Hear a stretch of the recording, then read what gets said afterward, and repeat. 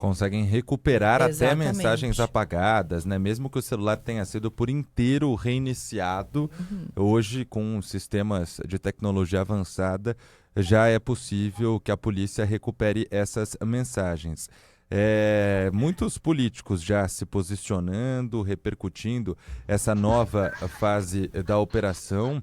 E aí, com essas mensagens trocadas, né, ameaçando uma simulação de assalto para agredir, literalmente, né, o que a mensagem fala, dar um pau no jornalista Lauro Jardim, mostra que era uma gangue, né? Era não só uma quadrilha que agia em crimes financeiros, mas também em outras frentes. Essa repercussão é muito grande em Brasília, até porque estava previsto para hoje um depoimento do Daniel Vorcaro no Congresso. Então vamos à Rádio Bandeirantes Brasília com as informações do repórter Felipe Campbell. Tudo bem com você, Campbell?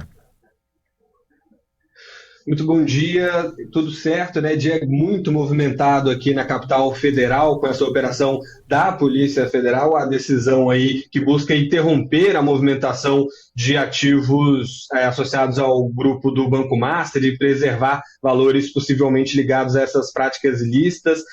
O Supremo Tribunal Federal determinou o afastamento de cargos públicos, bloqueio e sequestro de bens que podem chegar a 22 bilhões, com B mesmo, de reais. E de acordo com as investigações, esse esquema teria aí 4 núcleos principais de atuação. Um deles seria responsável por estruturar fraudes contra o sistema financeiro. O outro núcleo teria atuado na computação de servidores públicos ligados ao Banco Central, e a organização também contaria com um grupo voltado à ocultação patrimonial e lavagem de dinheiro por meio de empresas laranjas. As apurações indicam ainda a existência de um núcleo dedicado à intimidação e obstrução de investigações. Durante o andamento dessas investigações, inclusive, a Procuradoria-Geral da República manifestou uma posição contrária aos pedidos de prisão naquele momento, alegando que o prazo concedido para análise seria insuficiente diante da complexidade do caso e que não havia identificação imediata de risco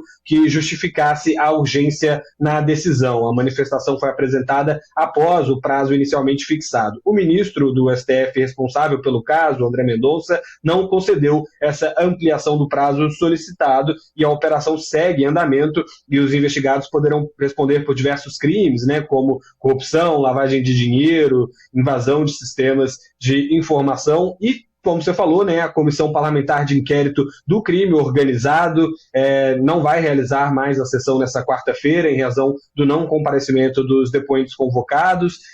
Eles já tinham conseguido autorização para ter essa participação de maneira facultativa, e agora, com a prisão, essa comissão está, no dia de hoje, né, cancelada. As decisões do Supremo, como eu falei, deixaram facultativa a participação. E uma outra informação que a gente tem é que, enquanto o Fundo Garantidor estava tentando cobrir o rombo, né, do Banco Master, Vorcaro estava ocultando dinheiro na conta do pai, né? Então, segundo o documento da PF, foram descobertos aí a quantia de 2 bilhões e 240 milhões de reais aproximadamente durante a segunda fase da Compliance Zero, que foi deflagrada ainda em janeiro. Então, o dinheiro estava na conta de Henrique Moura Vorcaro, o pai do banqueiro, junto a essa empresa SBSF, conhecida como REAG. Na decisão, o ministro, inclusive, registra que os recursos foram mantidos ocultos, enquanto o Fundo Garantidor de Crédito cobriu o rombo bilionário deixado pelo Banco Master no mercado financeiro. Esse fundo aí, esse rombo aí estimado em 40 bilhões de reais. Então, muita coisa para falar ainda sobre esse caso que vem repercutindo muito aqui em Brasília. Retorno para o estúdio. Campbell, eu queria perguntar para você a respeito dos bastidores de uma suposta delação premiada. A gente começou a falar sobre isso, começou esse murmurinho nas últimas semanas, a princípio negaram, mas parece que esses murmurinhos voltaram com força total hoje, depois dessas primeiras 2 prisões. A gente sabe que tem 2 mandatos ainda em curso. Você tem alguma informação para a gente sobre se tem ou não um avanço de acordo de delação premiada? Existe essa expectativa, né? Já, como você falou, não é de agora que se vem falando sobre a possibilidade de uma delação premiada.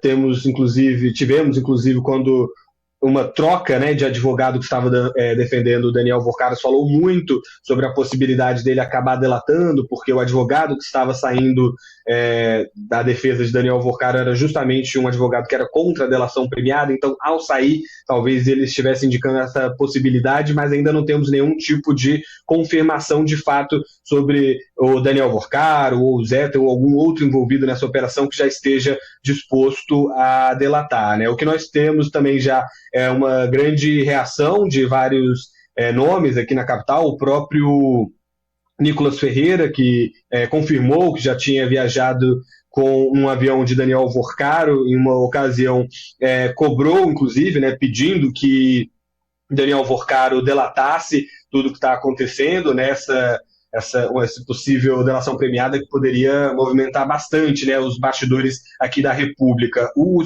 senador Sérgio Moro, o Alessandro Vieira compartilharam também trechos dessa operação de hoje e cobraram a participação, né, de membros envolvidos nesse caso na comissão, dizendo que essa situação deixa muito claro que é realmente uma questão que envolve crime organizado e por isso deveriam ser levados à CPI que investiga o crime organizado aqui no país. Então, esse é um pouquinho do panorama que nós temos no momento. Se tiver delação premiada, é o seguinte, coloca um ventilador na sala porque vai voar para tudo quanto é lado, viu? Tô achando. E dizem, duas questões que eu queria trazer aqui também. Primeiro, em Brasília, dizem que o ministro do STF, André Mendonça, tem a fama de prender e não soltar. Então, se hoje ele mandou prender, pode ser que fiquem muito tempo realmente presos.